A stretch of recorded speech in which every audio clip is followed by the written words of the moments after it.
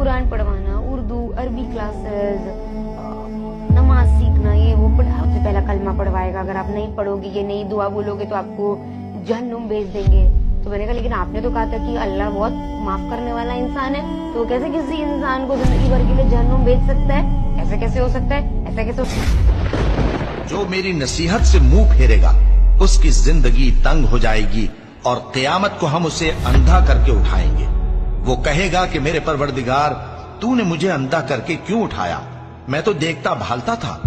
अल्लाह फरमाएगा कि ऐसा ही चाहिए था। तेरे पास हमारी आयतें आईं तो तूने उनको भुला दिया। इसी तरह आज हम तुझको भुला देंगे।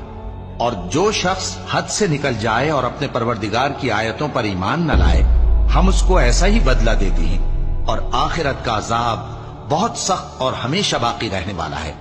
तो क्या ये बात इन लोगों के लिए मूजिब हिदायत न हुई कि हम इनसे पहले बहुत से फिरकों को हलाक कर चुके हैं जिनके रहने के मकामात में ये चलते फिरते हैं।